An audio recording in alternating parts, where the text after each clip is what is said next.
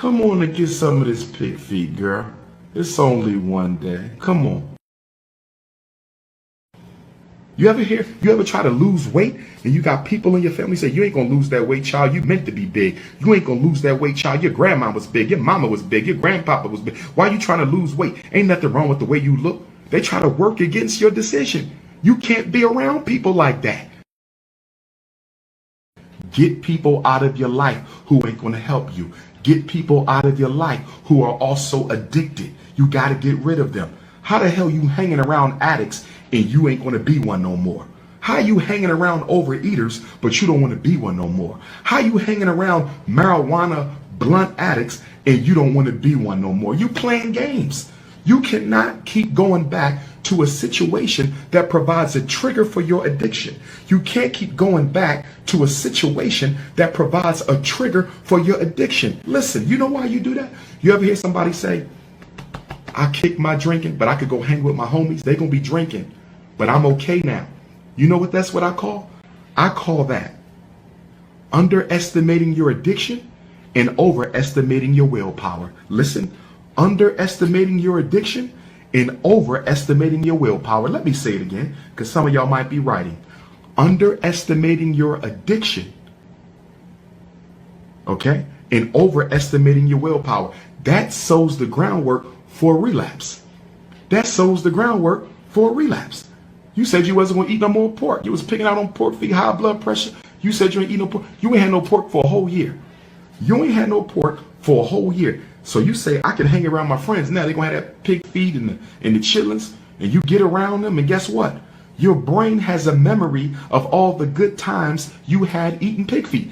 Your brain don't get rid of memories. You don't get rid of memories. They always there. So all those times that you picked out, soon you get around your friends, even though it's been a year later, guess what?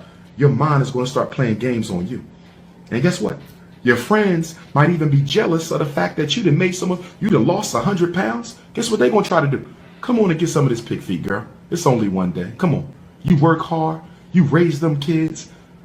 Your husband going through issues. You keep the family together. You a leader in your community. You have a right to have some fun every once in a while. Ain't that what they tell you? Now they rationalizing weakness. Now they rationalizing your addiction. And you know what you're going to find? When you eat that one piece of pig feet, guess what's going to happen? Not to all of you. Not to all of you. But what's going to happen to most of you? What's going to happen to most of you? Once you eat one piece of pig feet, is that going to be enough for the Super Bowl? That one piece of pig feet at kickoff, is that going to hold you over for the next 4 quarters? What do y'all think? Is that going to hold on? Hell no. Once you eat that one piece of pig feet, that's going to trigger a memory of all the good pig feet sessions you had, and you're going to start eating more pig feet, and you're going to go home, and you're going to feel guilty, and you're going to feel like ashamed, and you're going to feel like a loser, and the mistake wasn't made eating the pig feet. Eating the pig feet was not the mistake. The mistake was you should have never went back to the environment that triggers the addictive behavior. Don't test yourself like that. Don't test your willpower like that. When you done, you done. You can tell your friends, hey, we can go out to TGI Fridays and we can have something to eat there because they ain't got nothing with pig feet on the menu. Pick a restaurant that ain't got no pig feet. Okay? All your friends are smokers, they still your friend. Pick a restaurant where you're not allowed to smoke. That's what you do. You can still hang with your friends, but make sure you create the environment. Don't let them create the environment. An addict never lets other addicts create their environment. Let me say it again. An addict never lets other addicts create their environment. An addict never lets other addicts create their environment. Okay?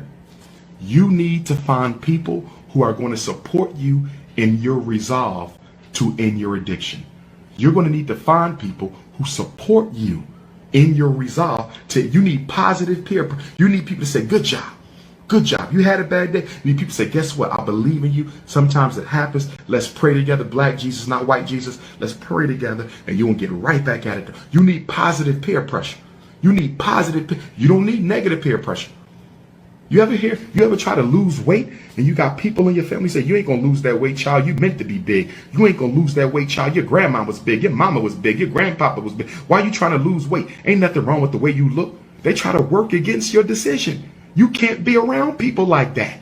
You can't be around people like that. And if you related to those people, their influence is greater. If your mother tells you you won't stop smoking, that means a whole lot more than if your coworker says you won't be able to stop smoking. Your mother has psychological leverage in your life. She's your mother. So guess what? Until you kick your addiction, you may have to stay away from your mother, because she is conducting psychological warfare. That is psychological warfare. That is psychological warfare. People telling you you won't be able to kick your ass. Psychological warfare is any mental, intellectual, psychological, or emotional message or activity designed to destroy your conviction, your willpower, your leverage, and your momentum, and you don't need that. You will never feel that you can drink all you want on Super Bowl and go back tomorrow like it never happened. And psychologically speaking, why can't that happen?